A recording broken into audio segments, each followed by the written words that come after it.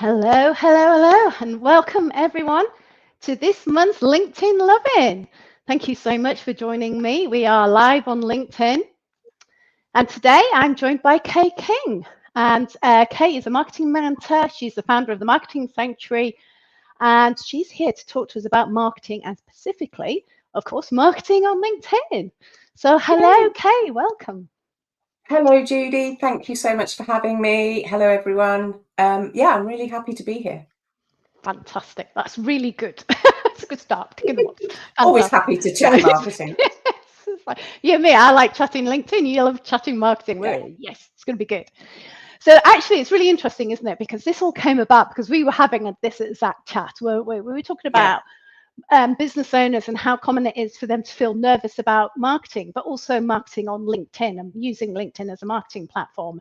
And you were saying exactly the same things that I hear people say, that they find it overwhelming and scary, that they worry about coming across as spammy and pushy.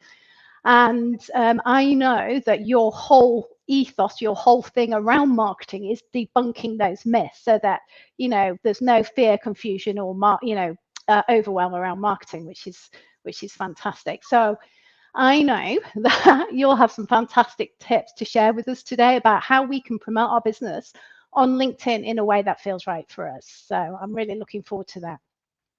okay. Just quickly, just quickly before we start, just for those that may be new to LinkedIn Learnings and wondering what the heck they are short, bite-sized LinkedIn learnings over lunch designed to shine a spotlight on the world's leading B2B social media platform, LinkedIn, of course.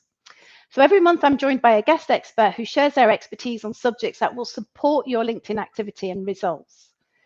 Now, I do like to make these Love-ins as interactive as possible for those of you that are listening at the moment. If you've got any questions, please do put them in the comments box and we'll obviously get around to answering those later on. If you're watching this later and you've got any questions, then again, please do put the questions in the comments box. And of course, either Kaye or myself will be able to answer those.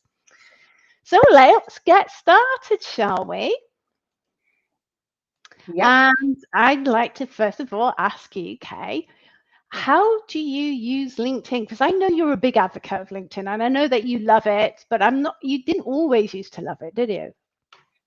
No. Well, I do love it. I love LinkedIn because it's such a brilliant platform for connecting and building relationships and having conversations. And when I worked in marketing for 30 years before I set up my own business, and in those days, in that world, if somebody suddenly started being active on LinkedIn, it was usually a sign they were looking for a job, you know. Yes. So, the senior management team would be going, oh my God, so-and-so's popping up on LinkedIn all over the place. We need to look after them, find out that they're okay. We don't want to lose them, all of that stuff. So we would send everyone into a flat panic. And when I first set up my own business, I kind of struggled a bit to find my voice on LinkedIn, because when I'd spent 30 years working with some big brands, big national and international brands, and working with some incredibly clever and talented people. And my job was in client services, in building relationships with the clients and our team, leading our team to deliver the work that we were delivering. And I was starting to talk about marketing on LinkedIn in a way that I'd always talked about marketing, in conversations with people who'd worked in marketing for all of their careers, who'd studied marketing at uni, who knew the language, who knew the strategy, knew the techniques and the tools. And um, and there were two things going on for me. One was I was trying to do that, and I was trying to battle with this voice that was like, all those really clever people that I used to work with will be looking at this and going, who does she think she is talking about this stuff? My own problem to deal with. And we all have Imposter that. We syndrome. all have that. Yeah. Exactly.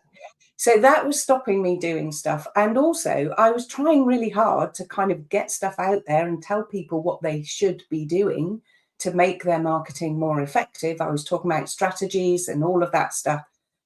And then I had a light bulb moment and thought, my audience, because I shifted my audience from working with businesses of 50 to 100 people, companies, to working with individuals, because that was what really inspired me the most. That was what made me want to get up in the morning, helping those people who had amazing businesses, but just felt frustrated, overwhelmed, and afraid, as you said, about marketing.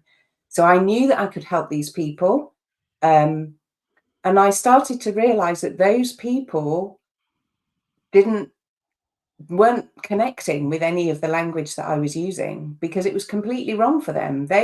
If you mention the word strategy to some people, they just want to hide in the corner and run away. And so although a strategy is helpful, I can't talk to people about having a strategy, because it's not what they want. They just want marketing to feel easier and to feel better, and manageable. So I know they can do that by having a strategy, but if I talk to them about a strategy, they'll run away. So it took me a while to change my language and to talk about marketing in completely different terms, but I'm kind of comfortable now that I've found it. That is so interesting, isn't it? Because what you said, it's what they want. It's not what we think they want, what they want, isn't it? So you had to find your voice for LinkedIn, your new voice for LinkedIn. And in order to connect with this new audience that you wanted to get in front of. So obviously that means saying the right things to the right people. So that's, for you, and why it's so important finding your voice. So what happens to people if they don't find the voice? Why do people need to have a voice for LinkedIn or for their marketing? I'm going to say LinkedIn, but it's the same thing, isn't it? Why do they need a voice for LinkedIn? Because we're here to talk about LinkedIn today, and that's Selfishly. and selfishly, of course. And really, anything that we talk about, it applies to any other tool that people might be using. And the thing about finding your voice is being really, really clear on who you help, how you help them, and why you're different. I bang on about those 3 questions all the time, because if you can't answer those questions in a way that your audience can really understand and get and connect with, kind of hear emotionally, then you won't reach them, you won't connect with them. And then you get into a situation which we've all been in, when it doesn't feel quite right, that you're really busy, you're working really, really hard, and you're trying every day, every week, you're writing content, you're spending ages trying to get the right words together, and you put it out there and nothing happens. Tumbleweed. And you just like tumbleweed. Yeah, exactly. And that just makes it really difficult for people to, it knocks your confidence, doesn't it? And makes you feel a bit rubbish. But it's not your fault. You just need clarity around those questions. So in order for that to happen, it's really some sort of base work that needs to be done. And like you say, this isn't special to LinkedIn. We need, and I always say this, the mistakes that people make on LinkedIn is that they don't know who their audience is. Yeah. So, and that underpins everything on LinkedIn, from what you write on your LinkedIn profile, from who you're going to connect with, and what you're going to post. So absolutely key, who you help. But the other questions you mentioned, so who you help was one of them. The other one is, what was the second one? It was about why. So, who do you help? How do you help them? And why are you different? And that's the bit I like. The why are you different? So how you help obviously is really important, but then why are you different? So finding that USP is key then, is it? It is really, yes, it is. And lots of people talk about a USP, value proposition, those kinds of words. And I talk about it as a connection point, because for me, marketing is just a conversation. It's about connecting with individuals. It's not about writing a LinkedIn post. It's about starting a conversation with your audience, one person at a time. And I encourage my clients, I've got a picture of my dream client kind of person up here, and I encourage my clients to do the same, so that you can look at that and go, I'm talking to, mine's called Sarah. I don't have any clients called Sarah, but She's in my head who I'm talking to. And when you've got a really good understanding of that person, an individual, it's much easier to articulate why you're different and why you're the right fit for them. That is so interesting, isn't it? It is, and it's not easy though, is it? That's the whole point. No, it's really It not sounds easy. simple, No. but it's not. It's not easy. And how do you get to that point of? And I love how you call it connection point, actually, because again, USP is a very sort of jargony, which is what you were saying Yes. before, isn't it? We use jargon words, and I do tell people, don't use jargon unless you're talking to a particular industry that has that specific jargon. Then you should use it. But again, that's using the language of your dream clients, isn't it, and things like that. But what happens if people don't find their voice? What happens to their conversations? Do they, because we talked about that being spammy. How do people get away from being that feeling spammy? It is exactly that. It's being themselves. It's fine. It's a combination of really have a deep understanding of who you're talking to and what they want to hear, and at the same time being true to yourself, being absolutely just by being who you are on LinkedIn, the same as you are in a dinner party or on Facebook or in a networking event. Well, That's going to be interesting. LinkedIn isn't Facebook. Facebook isn't LinkedIn. But we have to be ourselves. We don't because if we're not, and if we're saying things that don't connect with our audience, then people won't get it. They won't connect with us. And it's about helping the people who need our help find us at the end of the day. And if we're not sharing how we do that and connecting with them, meeting them where they are, they won't find us and they won't get the help they need. So that's right. So it's that connection, as you say, isn't it? That's really, really interesting. And it's about, and I guess anybody who's kind of struggling with this potentially is because what they're finding, those sort of challenges that they've got, is that they are either getting the tumbleweeds when they're posting, and they're not getting the opportunities. Their dream clients aren't coming to them because their dream clients don't actually understand what it is they do and what makes them different. Exactly that. Yeah. So there's, and you're right, it's a real foundational level, isn't it? A completely foundational level, because I as much as I love LinkedIn, I always say it's just a marketing tool. And you do need to have these sort of things in place first in order to maximize it. So, who is it you help? How do you help? Why are you different? And it is, you're right, it is really hard to do that stuff. And I always say to my clients, we can't see the label from inside the jar. When you're right deep down in your business, it's really difficult to see it from someone else's point of view. So kind of asking questions from an outside perspective can really help you get to that. And I think, that's what stops it being spammy. That's what stops you going, buy my stuff, because no one wants to listen to that. Why nobody wants to buy my stuff? Honestly, I don't believe that. Why would nobody want to buy my stuff? Yeah, absolutely. I think that's really interesting.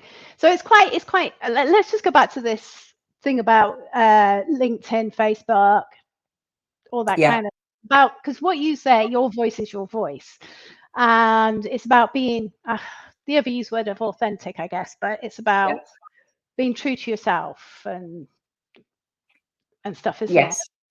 Yeah. And so when it comes to LinkedIn and Facebook, I mean, it's a common question. We had one, in the comments. Yeah, exactly. About, is LinkedIn becoming more Facebook, and is it less valuable as a business-to-business tool? What's your kind of thoughts on that before I dig in and say mine? Or I can dig in and say mine first. Well, my thoughts are that we've touched on it already, is that you are you. And I work mainly with solo business owners and businesses of maybe 2 or 3 people at the most. and even people who are working with organizations of hundreds or thousands of people, those businesses are populated with human beings. And we, as human beings, are drawn to people like us. And, you know, it goes back to when we lived in caves and kind of gathered as tribes.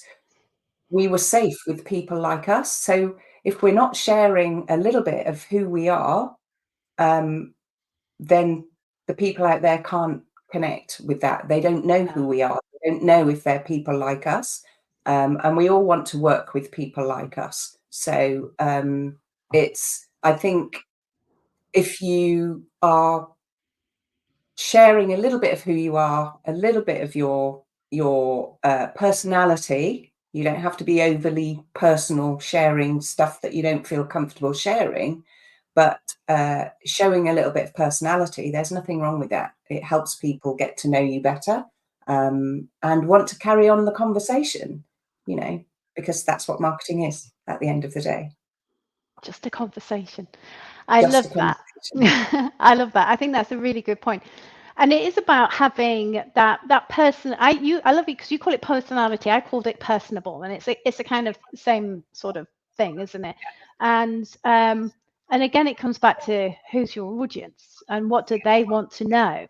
And I think I always say that it doesn't matter how much we do online or digital, people still buy from people. And if we think about the conversations we have face to face with people, you know, that it shouldn't really be any different from how we are online or on LinkedIn. Would you agree? No, no, not at all. And yes, I would agree. No, it shouldn't be any different. Because for that reason, you know, we are human beings. And going back to who your audience is, I never use the term avatar or persona, or I always use the term dream client, because they are living, breathing human beings. And if we don't get that fixed in our heads when we're having those conversations on LinkedIn, they won't feel like conversations. It will just feel like I'm putting a LinkedIn post out there for my avatar number 3 this Yes. week. You know, it's like, no, I'm having a conversation with a person who might need my help, but they don't know I exist yet. So I'm Yeah. here to help them find me. So Exactly. We're helping people find us, and I really like that. And just coming back to something else you said there about Avatar 3, when you ask those questions, who you help, etc., you could have more than one audience because a lot of people do, don't they? yeah, and a lot of people do worry about this whole, and that term niching kind of brings me out in hives a bit as well. But and a lot of people worry about going too narrow, and if you're trying to talk to everyone, your content ends up just not being relevant to anybody in particular, Yeah. and Talking to people will no just one, aren't scroll. you? Yeah, you're Somebody once talking says, to if no you one. try to talk to everyone, you're talking to no one. Yeah, exactly that, exactly that. And I think if but there are businesses where they will have more than one kind of particular bigger organizations, you'll have more than one service or product offering, and that will appeal to different groups of people. So I would say that it's important to create a really good understanding of the dream client for that service or that Yeah. program or that product. But I wouldn't, and particularly smaller businesses like the ones I work with, I wouldn't encourage you to have more than a couple, maybe 3 at the most. So otherwise it just gets too difficult. And why would we make life difficult for ourselves? Exactly. Got to make it easy and effortless, haven't we? Yeah. Absolutely. So I think if we answer the question personal versus personality, and how personal should you get, that comes down to you as an individual and who your audience is and what your audience wants to know about you, so that helps create that connection with them so they can really get to know you. It does come down to that. And it also comes down to who you are and being who you are. So, we were chatting the other day, weren't we, about being a dog person or a cat person? I'm a dog person. That doesn't mean I won't work with someone who has cats and doesn't, Thank goodness. but we kind of, by sharing a picture of my dog occasionally, then people get to know a little bit about me. And people who are genuinely anti-dog and for some reason don't like dog people, they wouldn't be drawn to me, and that's okay. It's as much about filtering out people that are not right for us. So if we're not being ourselves, we can't do that, and we'll end up working with people that aren't quite right, and that all Doesn't feels feel a bit nice. icky and doesn't work for anybody. That's right. And that's where the ickiness comes into it, doesn't it? Yeah. So going back to that question here, if LinkedIn's becoming more like Facebook rather than a B2B tool, I think actually it's becoming more of an effective B2B tool because we are able to have better conversations with people. Yes. And actually get to know the person behind the facade almost. Yeah, definitely. I think I'm all for it. I think you could, sometimes it goes a little bit too far, and your Yes. content on LinkedIn needs to, most of the time, I would say, have some kind of relevance to your business or to the people that you help. Always needs to be, but if you are constantly sharing what you had for dinner or what you're doing at the weekend or what your kids are up to, and not actually talking about who you help, how you help, and why you're different, then that's not going to connect with people in the way that you want to connect with them, to get those conversations going and find out if you're right for each other to work together. So I think it's a balance. It is a balance. It is a balance, and I think that it's having that different type of content, isn't it? Often, and I think you had something came up for you about this, isn't it? That do you need different content? I mean, we've talked a lot about posting, but there's also direct messaging on LinkedIn. That wonderful tool that we have of being able to message people on LinkedIn. But for the content side of stuff, a lot of people worry about, well, not worry, but they'll say, oh, I need to create different content for LinkedIn, which they don't, do they? I'll go see what they do on Facebook and go, yeah, you can post that. Yeah, absolutely. Because your audience, your dream client is your dream client wherever they hang out, and you are you wherever you're hanging out. Those two things don't change. So the conversation doesn't change, and whether that's in having sharing content or having conversations in direct messaging, which are incredibly important, as you said, it's not just about sharing content, it's about building relationships through engaging with other people's content and having those conversations in direct messaging. And ultimately, we both agree, I think, that we want to get the conversation off LinkedIn and onto a phone call, a Zoom call, a discovery call, because that's why we're all here at the end of the day, is to help the right people find us so we can help them and grow our business and their business, or improve their lives somehow. And that's exactly what, because we don't, who wants to help everybody? We don't. Everybody, we want to help. There's actually been a few comments come up actually. So Alistair says, I think I have a few different dream clients. Is that all right? I think we would say so. Yeah. 3 feels like it might work. That's good, Alistair. Yeah, exactly. And it also helps people in different ways. So again, I think it's just breaking it down, isn't it? The conversations that you're having to those different audiences. Yeah, exactly. So if you've got 3 different audiences, they might each have slightly different needs or slightly different challenges that you can help with.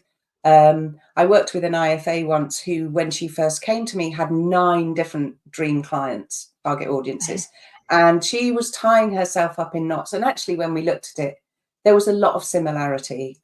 We got it down to 3 at different life stages, but a lot of their problems were the same. So I think by understanding who they are, Alistair, then that can help you look at what the messaging might be for them. Yeah.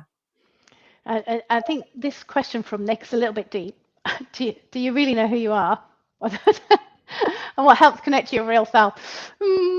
I think that's a bit too deep It for is a me, deep that one. question. Yeah. Sorry, Nick. And We might need yeah, a psychologist for that, I'm yeah, not we sure. might need some psychoanalysis or something. But I think we know, we kind of know in our gut if it doesn't feel right, if we're doing something that doesn't feel right for us, or if we're saying something that, you know, and people around us can definitely tell, you know, we're very intuitive beings. So if we're trying to be somebody we're not, then people will see through it, and then we won't build those connections, whether that's you know, on LinkedIn. Even on LinkedIn they can see that, I think. Exactly. So I think we were talking predominantly about posting, but I just want to go on to direct messaging as well, because when we're posting, we are trying to talk to more than one person. But Yes. what we're doing when we're creating that post is just talking to that one person who is our dream client. Yeah. As in your case, Sarah. Yes. But there's also then the direct messaging. And so the direct messaging, because this is where people, you know, all these complain, oh, somebody connects with me and then he gets sent a a Yeah. salesy message. And, you know, we still need these conversations to be intentional, don't we? We Yes, still need, we do. we don't want to go, oh, we're having a nice day. And Yeah. because it doesn't grow our business, does it? So Yeah. how, yeah. It's a tricky one, and there's a balance again. I think, you know, when you first connect with someone, absolutely, nobody wants to be sold to when they've got a new connection in their inbox, and everybody will just delete and block, and, you know, it's not doing anybody any good. But when someone first connects with you, you know, just a response that's something like, "Oh, thanks for connecting. How's your week going?" Or if it's a Monday, how was your weekend? And asking a question, like if you met somebody in a networking room, in person, you would start a conversation by asking These how things are in questions. someone's world. Exactly, which is what I always say. If you imagine LinkedIn as the closest thing to face-to-face networking, and Yes. the conversations we have, whether that's a post or a direct message, is what we're having, those face-to-face, those Yeah. conversations within networks. So Yeah. absolutely. But interestingly, as we've both found out, there's a limitation to there's now a limit on personalizing connection requests on the free version of LinkedIn. How bad is that? Now, I have the paid Yes. version, but you have come across this now, haven't you? I have, yeah, and it's really frustrating, and it's Yeah. only come to light in the last couple of weeks. And so I would always encourage my clients to write a personal message when they connect with someone new. And LinkedIn itself tells you when you're on the desktop and you want to connect with someone, you get this little box pop up that says, "Would you like to add a personal message or something?" LinkedIn works better when you create relationships this way, or Yes. what, I Yeah. can't remember the words, but Yeah. basically it encourages you to do that because it's better for everyone. And then you go through now and they're rolling it out. They're limiting the number of personalized connection requests you send to 10 a month, which is tiny. Bonkers. Like, that's 2 a Yeah. week. And they've reduced the character limit to 200 characters for some people. I think they're trying out different combinations, but I'm getting it now. But there are people who around talking about this a lot, and you can complain to LinkedIn about it. So I would encourage everyone who is on the free version of LinkedIn to do that, because it's all about building relationships, and we can't do that if we can't start proper conversations. And, you know, it's one of the things I say is that, you know, that connecting is the first step in, because, Yeah, you know, why are we connecting? So you said it's 200 characters on the free version, if that's one of the limitations, but before it was 300. So yeah, I always used to say it's never about war and peace. You're not going to write anything no, big. You just want to go, you know, for whatever the reason, to find that rapport. It's finding rapport. Like we would, yes, that's why we ask that's a great questions, word. isn't it? It's all about finding rapport. So we look at somebody's profile and go, how can we build rapport with this person and open the Mhm. door to a conversation, Yeah, which is fantastic. So we're nearly on the hour. Can you believe that? How fast that has gone. I just want to say big thank you, Kaye, for everything, for sharing everything today. Kaye does run a workshop called Fearless Marketing, which you run every sort of couple of months or something, don't you? Yeah. Next one is next week. I am on it. I am joining Kaye for her Fearless Marketing workshop. So if anybody would like to join Faye and let's learn a little bit more about that, who you help and how you're different, which I think is fantastic. That's the place to come and find out, is it? I think, Kaye. I don't know. Once I've done it, I'll be able to tell everybody. Next Thursday at 12 o'clock. Yeah. Next Thursday at 12 o'clock. Yeah. So there is a link in the comments if anybody would be interested, just to join Kaye and hear more about her wonderful insights and on marketing and marketing on LinkedIn. So thank you everybody for joining us. Any more questions, just keep popping them into the comments box and then Kaye and myself will get back to you. And until next time, thank you very much. Thank you again, Kaye. Thank you. Thanks.